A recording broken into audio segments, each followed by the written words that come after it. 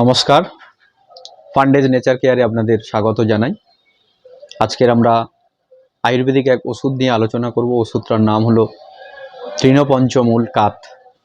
আয়ুর্বেদিকে কাত বলতে যেটা বোঝায়, কাত হলো নির্দিষ্ট হার্বসকে একটা নির্দিষ্ট টাইম সারা রাত জলে ভেজানোর পর সিদ্ধ করে বা ফুটিয়ে ওর থেকে যে নির্যাস বের করানো হয় এটাকে কাত বলা হয়।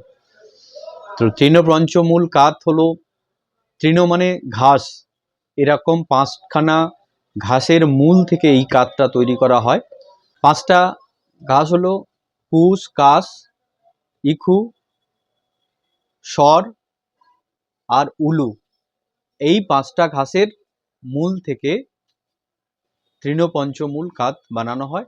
এটার ইনটেক করার নিয়ম হচ্ছে 5 থেকে 6 গ্রাম বা 10 গ্রাম পরিমাণে রাতে 200 বা 250 ml জলে ভিজিয়ে রেখে প্রায় 12 ঘন্টা ভেজাতে হবে। তারপর সকালবেলা ওই জলটাকে ফোটাতে হবে লো আঁচে। ফোটানোর পর 1/4 জল থাকতে থাকতে নামিয়ে নিতে হবে, নিয়ে ছেঁকে এটাকে ব্যবহার করতে হয়। এটার উপকারিতা কি আছে? এই তৃণপঞ্চমূল কাতের মূল উপকারিতা হলো, এটা আমাদের ইউরিনারি ব্লাডারের পরিষ্কার রাখে। ইউরিনের যে সমস্যা, ইউরিনের জ্বালা পোড়া, বাধা প্রাপ্ত হওয়া, ব্যথা ফিল করা, এটাকে ঠিক করে। এটার কিডনির কর্মক্ষমতাও বাড়ায়।